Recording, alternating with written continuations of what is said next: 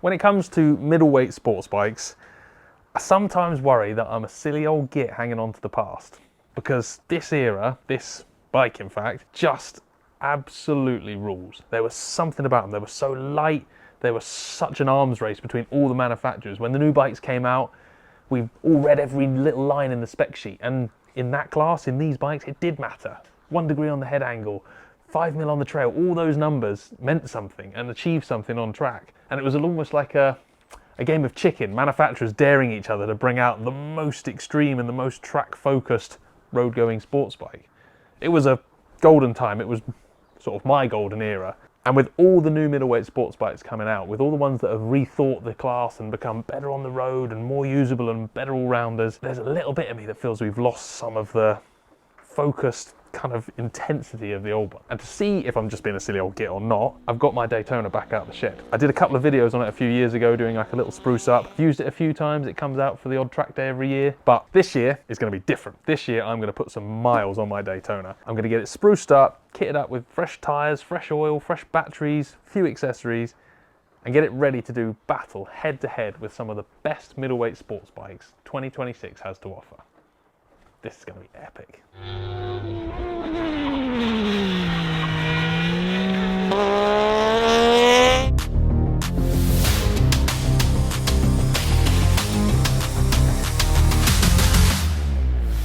So I've got a bit of a list of stuff to do on this bike today. Mainly a bit of servicing and looking after. So it needs some fresh oil. It's going to need a pair of tyres. It's going to need fresh brake fluid, possibly fresh fuel. But before I can do any of that,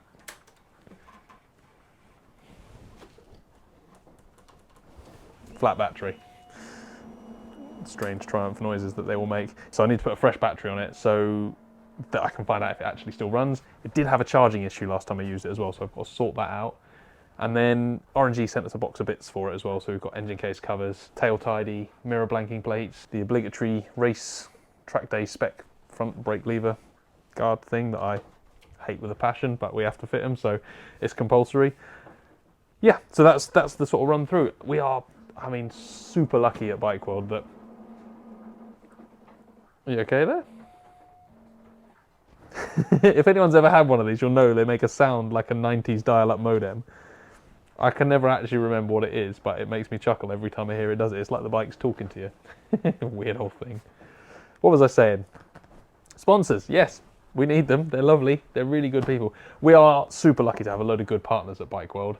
And yeah, they've come on board with a bunch of stuff for the bike to give it a bit of a spruce up and a bit of a freshen up. So very, very grateful to them. We've got oil from Motul, some tyres from Mitas, a battery from Yuasa, and a box full of RNG goodies as well. So we're going to get stuck in, give the Daytona a bit of a birthday, and then hopefully tomorrow it won't be raining as much as it is today, and I can go out and rekindle my love for this bike. Maybe I just want to hear it run again. They just sound so good. First job, battery. I forgot about that, but my favourite thing about, no, not my favourite thing at all about the 675, but the toolkit is a treasure hunt. You get an Allen key under the rider's seat that you then use to undo the pillion seat, but because someone's changed the bolt from an Allen key to an 8mm head, you can't take the pillion seat off, but that's where the screwdriver is. You have to work your way around the bike if you want to adjust your headlights. But that's why it has it. Interestingly, I use interestingly wrong a lot, don't I? The reason there's an Allen key there and a screwdriver there is because there's a rule, homologation law, basically, that you have to be able to adjust the headlights on the bike. So if you have a pillion or whatever, you can adjust them to suit. So that's why manufacturers have to provide a way of adjusting them, and if it needs tools, tools have to be on the bike. There you go. There's some useful pub trivia that will send all of your friends to sleep and guarantee you zero success with the other half. For those of you who don't know, there are two things I always waffle on about when I'm talking about motorbikes. One is the fact that I used to race motorbikes. Did you know I used to race? And the older I get, the faster I was, as the t-shirt says. And the other one is I used to work as a design engineer for Triumph motorcycles in the early sort of mid-2000s. It was the coolest job in the world. I was very, very lucky to design motorbikes for a living. And then I ran away with the circus and went to Superbike magazine, which at the age I was probably the right thing to do. But the very first bike I ever really worked on as a student design engineer at Triumph was actually the second generation Daytona. It was the 2009 update, which had a lighter back wheel and a lighter rear sprocket, which I designed, which I'm very, very proud of. Yes, I know a wheel doesn't need much designing, it's round. But yeah, I did the wheel update.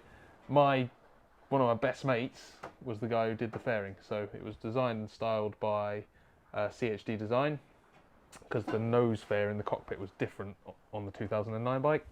So CHD did the design and the styling of it, and one of my best mates engineered it. So he made, you know, the fixings, the brackets, the bolts, made sure that the pretty outside shape the stylist had come up with could be turned into a mouldable, bolt-onable part.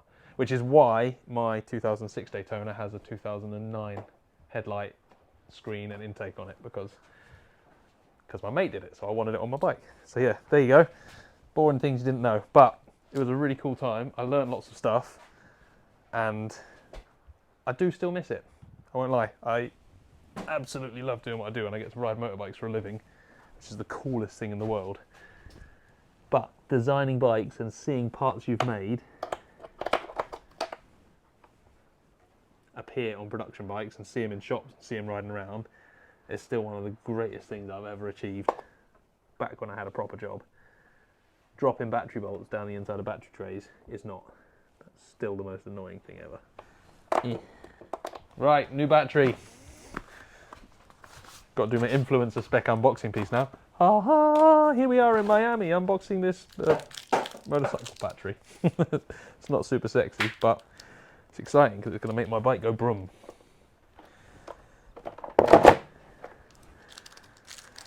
Tiny bolts to get lost.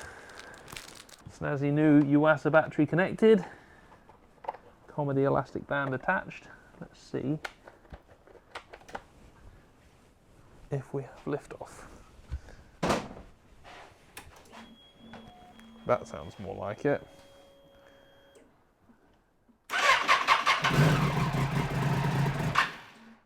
Well, it runs. Not amazingly, but it runs.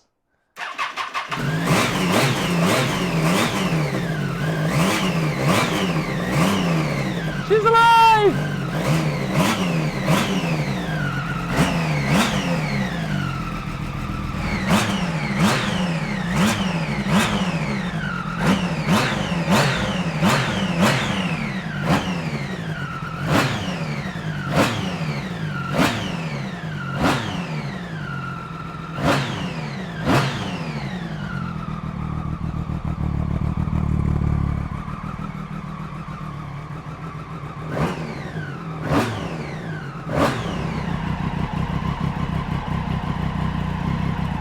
No charging. So it's alive, it runs, but I need to fix the charging system, which means a little bit of fault finding around the bike, remembering where the regulator rectifier is on this one. We want to have a quick check on eBay, see what they're actually worth, because in my mind I've kind of got 3 to 4 grand, so I'm going to have a quick sanity price check. Obviously you're only going to get what people are asking, you're not going to get the, unless you do completed listings, you're not going to get the sale price. But if we sort by lowest price first, that's always the way to search.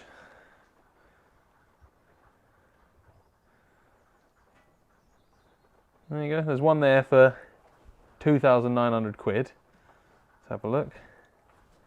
I'm going to say that's probably got to be a higher mileage one that's a little bit, yeah, a little bit of corrosion on the exhaust and what have you. What's it say? Yeah, long MOT, newish tyres, Union Jack flag on the front of it. Doesn't say how many miles it's got on it, but it's a limited edition one. So that one's pretty cheap, but if we look for some 3.5 grand for a 23,000 miles one, 3.5 grand for a 30,000 mile one. So yeah, 3.5 grand, sub 4 grand. Oh, there's a blue one. Blue ones are the best ones. Blue with gold wheels, look at that. If that's your bike and you're selling it, don't do it, just keep it. Oh. So yeah, there you go. That one's 3,900 quid for a really, really nice clean one with Smolin shocks, some nice bits. So, and the Arrow, all important Arrow exhaust, which which was what Triumph fitted as a genuine accessory. There you go. So 3 to 4 grand gets you Daytona 675. That's a lot of bike for the money. Obviously it's an old bike. Obviously you're going to have to fix things, maintain things, look after it. It's not the same as buying a new one, but they are awesome. I'm going to dive into the R&D goodie box and stick on the indicator covers. So these are the BSB approved ones. Just giving the case a little bit of a clean up so that I don't rub any dirt and damage the paint on the case in case I want to take them off someday. And then, yeah, it's 4 bolts you have to remove. Slot the case cover on, put it all back together, and maybe give it a clean while I'm under it. Ta-da! Instant crash proofness. I can go and fire it into the gravel at every opportunity and not put a hole in my engine cases. This is quite a nice, this is a newer design brake lever guard. There's a few different ones I think R&G do. I quite like this one, it's a little bit slimmer, a little bit nicer. I'm not the world's greatest fan of these, but if you want to do a track day, you have to have one, so just fit it. It comes with a proper expansion thing that goes in it and the standard bolt, but again, because my Daytona's a bit messed around with and a bit kooky, it doesn't have the standard handlebar tubes on it, so I've just bolted it straight in like that. There you go. Check the throttle still works. Which is good. Next job is a tail tidy. I don't actually have a number plate on the bike at the moment because I took it all off for track stuff, but I do want to get it MOT'd and on the road this year, so a nice little tail tidy there to go under the rear exhaust. Rear exhaust? Only exhaust. And little brace.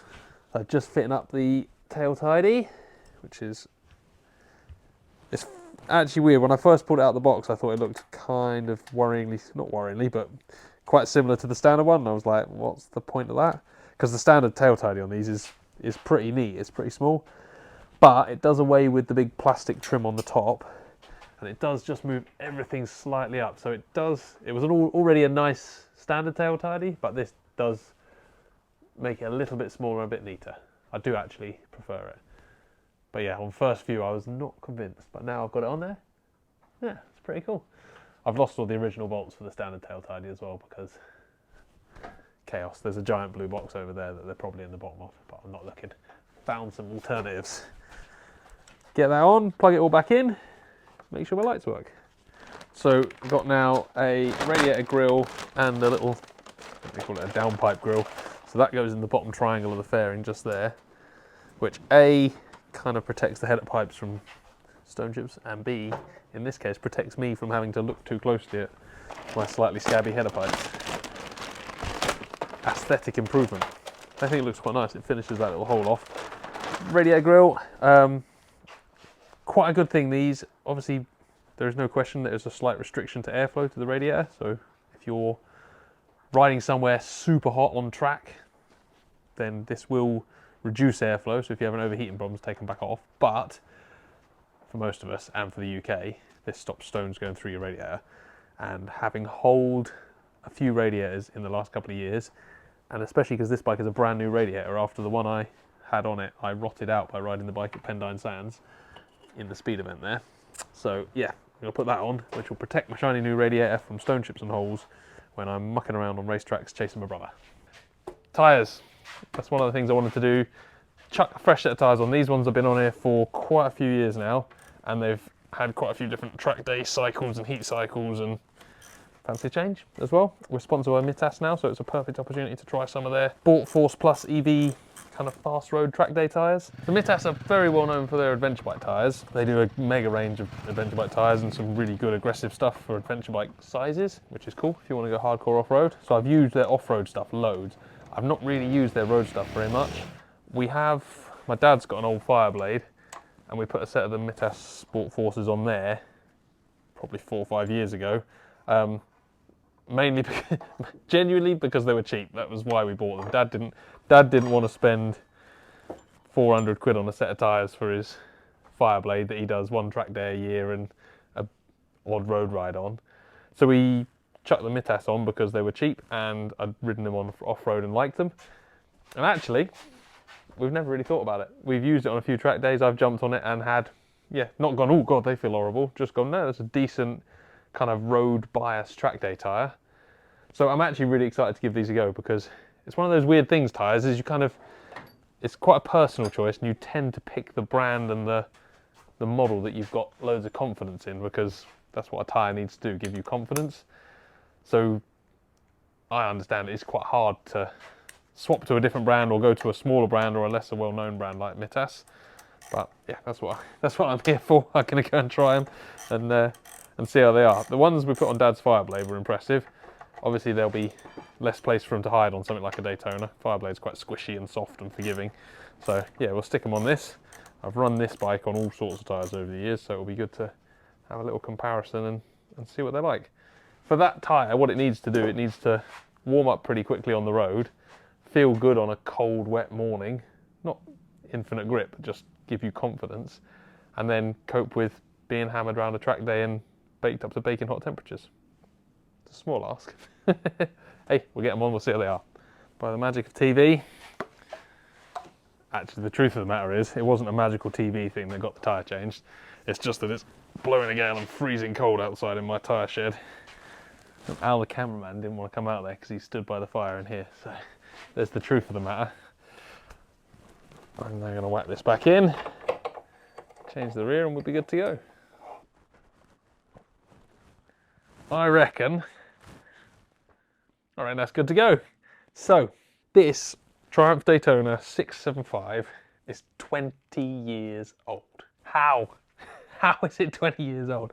That blows my mind. It doesn't feel to me that out of date. It doesn't feel antiquated. It feels like a modern, fast, relevant sports bike. Definitely still stands with its head held high in the performance category in terms of weight, power, handling, but it is 20 years old. So I want to put it against the new kids, the youngsters, the new gen Supersport bikes that have balanced on and off-road ability, made them easy to ride and nice and friendly for all comers. Have they lost some of the edge of the original hardcore nutcases like this one? Have they moved the Supersport game on to a point where you can have your cake and eat it? You can go really fast and be comfortable. Or have they lost some of the excitement? There's of course some leftovers from this bike's era. The old racers that never went out to pasture, the ZX6 and of course CBR 600RR. Both bikes that are direct evolutions of the ones this one competed against. Have they got better? Have they got older and fatter? Or have they got way more useful? This year I'm going to pitch this bike against all of those bikes in the category. I want to work my way through them from the R9 with its wild Supersport styling and its razor sharp chassis but slightly soft suspension, through to the absolutely crazy KTM 990 RC with its wings and its pointy bits and its tech and its super modern parallel twin engine. And then of course the Ducati still fighting that V-twin corner. The V2 and the V2S, bikes that managed to melt kind of beautiful Ducati styling, great track performance and amazing, for a sports bike, comfort on the road, but with a detuned, slowed down V-twin engine that's not chasing the latest in power, but trying to give more torque. How do they all stack up when we compare them against what I would say is the OG of the class? I think this was the greatest Supersport bike ever built. And I want to see if I can still make that statement loud once I've put it head to head in the cold light of 2026.